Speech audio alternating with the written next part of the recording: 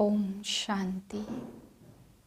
मैं महान शक्तिशाली आत्मा हूँ। शक्ति के प्रकंपन मुझ आत्मा से निकलकर फैलते जा रहे हैं।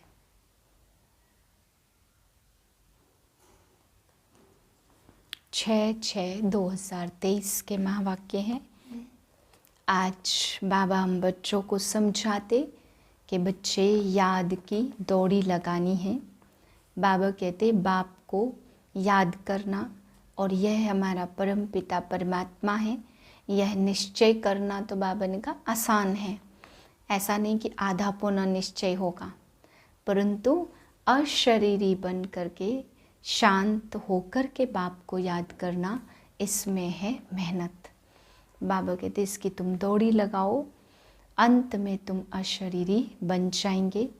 अभी तुम्हें रोज अभ्यास करना है कि अशरीरी बन करके बाप को याद करें। फिर बाबा समझा रहे हैं कि जितना तुम आत्माभिमानी होंगे तो तुम्हारा तीर भी लगेगा।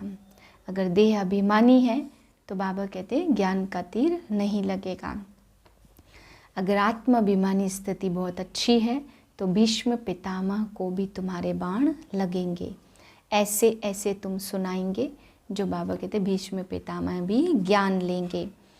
फिर बाबा समझा रहे कि बच्चे याद होगी तो याद में इतना बल है कि धारणा भी अच्छी होगी और खुशी भी होगी।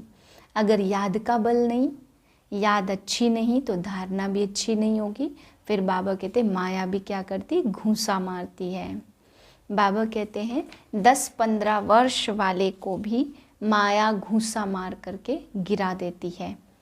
फिर बाबा एडम और ईव का रहस्य बताते कि एडम और ईव का, बाबा कहते हैं ईव मम्मा को नहीं कहेंगे, ईव कहेंगे ब्रह्मा को, क्योंकि वो पिता परमात्मा आकर के जब प्रजापिता ब्रह्मा द्वारा सृष्टि रचते, इनके मुख द्वारा रचते तो ईव कहा जाएगा ब्रह्मा को। फिर बाबा समझाते कृष्ण के तन में मैं नहीं आता हूँ। कृष्ण को माँ बाप नहीं कह सकते, कृष्ण बच्चा है, अनुभवी तन भी नहीं कह सकते। मैं आता हूँ बुजुर्ग, अनुभवी तन में आकर के यज्ञ रचता हूँ। तो बाबा कहते हैं छोटा बच्चा नहीं चाहिए। छोटा बच्चा सबको बच्चा नहीं कह सकता, वो पिता नहीं कहला सकता।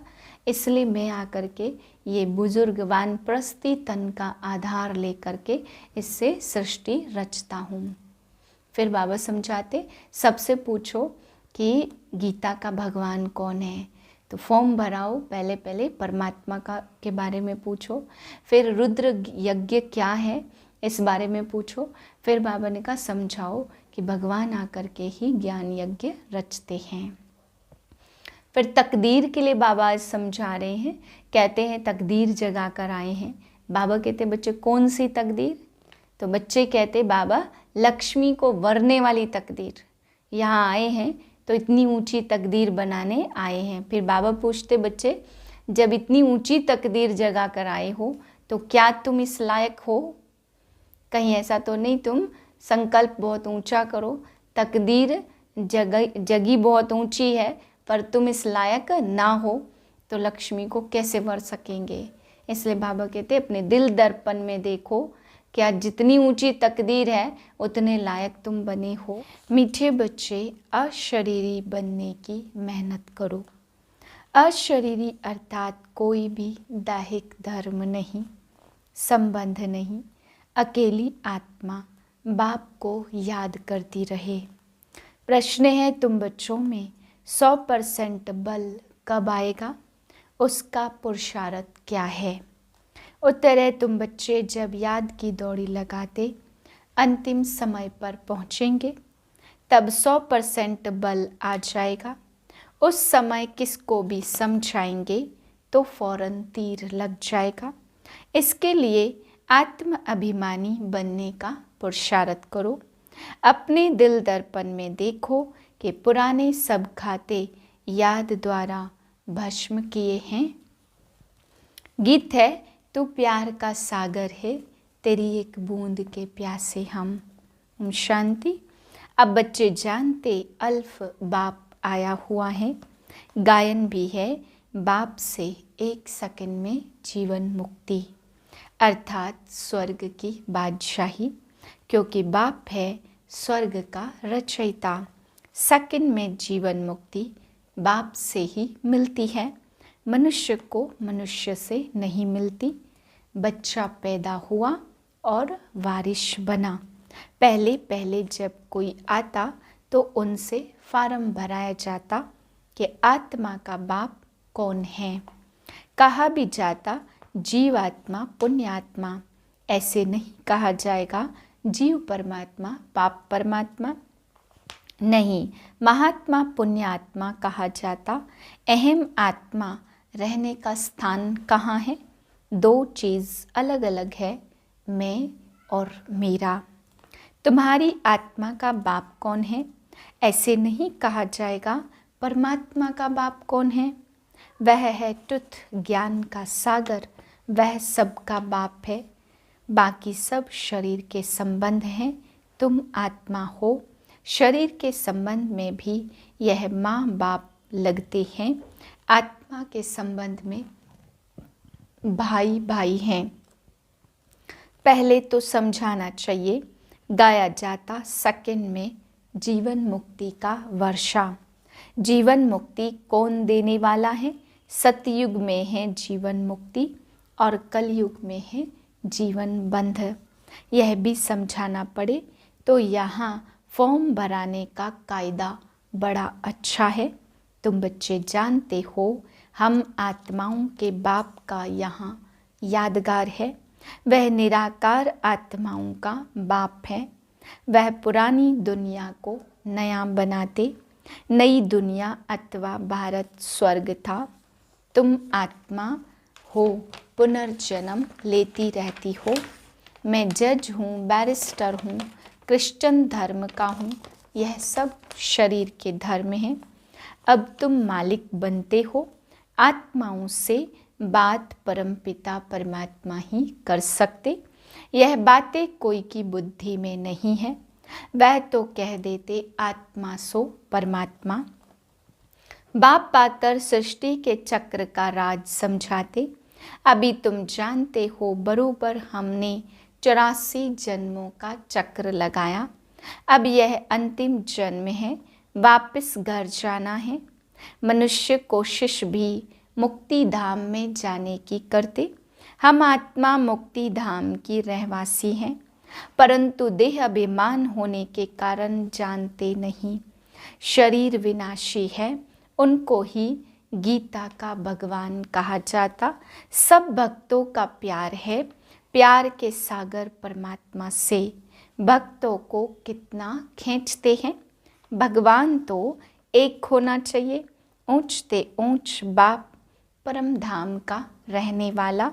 जैसे आत्मा स्टार, वैसे परमात्मा भी स्टार है। बच्चों को समझाया वर्ल्ड भी एक, उनको रिपीट करना है। जो भी धर्म है सबको चक्र लगाना है। आत्मा का बाप परमपिता परमात्मा है, यह है मुख्य बात। तुम्हें कोई से जाजती डिबेट आदि नहीं करनी है ही सेकंड में जीवन मुक्ति। गॉड फादर को न जानने के कारण आर्फन बन पड़े हैं। नरक को बनाने वाली है माया रावण। भारत को नए से फिर पुराना होना है। समझो मकान की आयु 100 वर्ष होगी तो 50 वर्ष के बाद पुराना कहेंगे। वैसे दुनिया नए से पुरानी बनती है। अभी तुम बाप के हो। बाप को आधा पौना थोड़ी माना जाता, परंतु माया देह अभिमान में ले आती। मेहनत सारी अशरीरी बन याद करने में है। नहीं तो माया बड़ी दुश्मन है। याद के बल से ही तुम राज्य लेते हो। याद द्वारा तुम बाप से वर्षा लेते, याद में ही बल है। बाप कहते देह सहित सभी संबंधों को भूल मुझे याद करो, क्योंकि मेरे पास वापस आना है। बाप आकर लिबरेट करते। 5 विकारों रूपी रावण का है बंधन। सतयुग है जीवन मुक्त। पहले पहले बाप का परिचय दो, फिर आरग्यू नहीं करेंगे। बाप तो सच बताते हैं, ब्राह्मण वर्ण भी चाहिए। यह यज्ञ रचा जाता तो मुख्य बात है, पहले पहले बच्चों को आत्म अभिमानी बनना है, नहीं तो किसको तीर लगा नहीं सकेंगे। देह अभिमानी को बाप को याद करने से ही, देही अभिमानी हो तो बाप को याद करने से बल मिलेगा। जब तुम अच्छी रीति पहलवान हो जाएंगे तो भीष्म पितामह आदि को बाण लगेंगे। धीरे धीरे होना है, अभी तुम्हारे में बल आता, अंत तक 100% बनना है। दौड़ी लगानी है, फादर है एक, फिर तुम लोग आत्मा सो परमात्मा क्यों कहते हो? पतित पावन परमात्मा तो एक ही है, आत्मा सबकी एक जैसी है, बाकी ऐसे नहीं आत्मा कुत्ता बिल्ली आदि बनती है। बाप कहते लाडले बच्चे मनुष्य मनुष्य ही बनते हैं।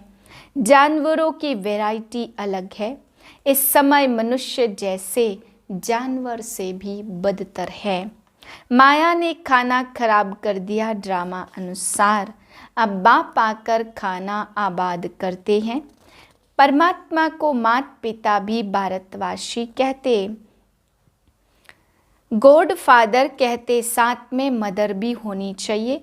ईव किसको कहा जाए? मम्मा को ईव नहीं कहेंगे, मम्मा तो जगदम्बा है, ईव इनको ब्रह्मा ही कहेंगे, क्योंकि इनके मुख द्वारा रचे।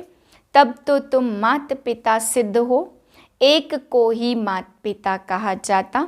जगत अम्बा की भी माँ होनी चाहिए, वह भी ह्यूमन है।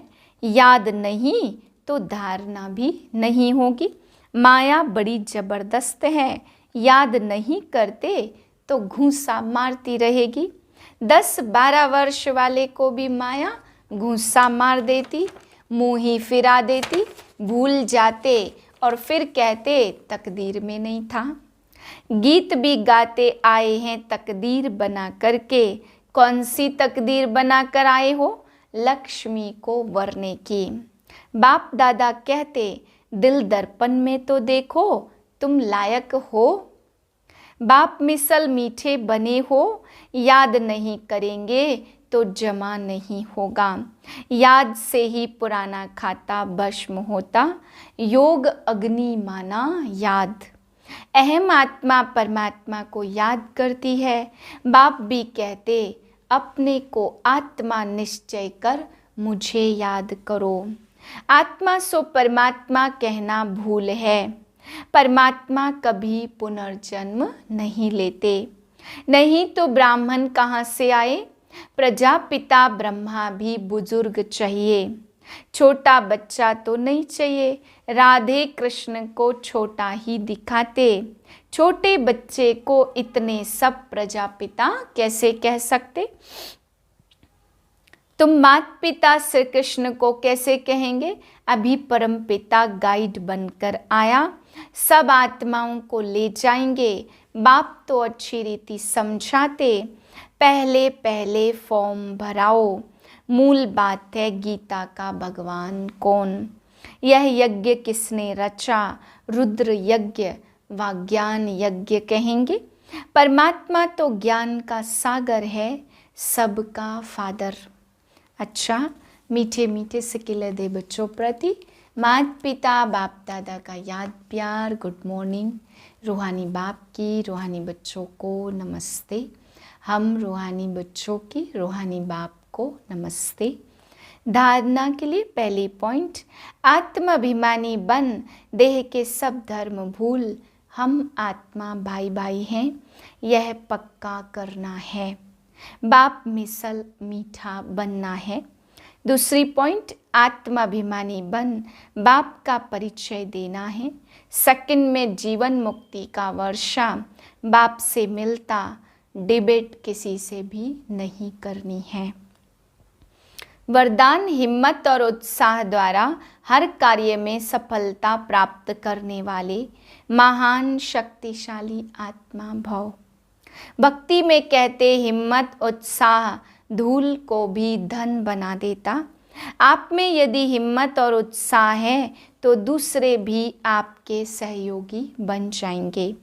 धन की कमी होगी तो उत्साह कहाँ न कहाँ से धन को भी खींच कर लाएगा, सफलता को भी खींच कर लाएगा।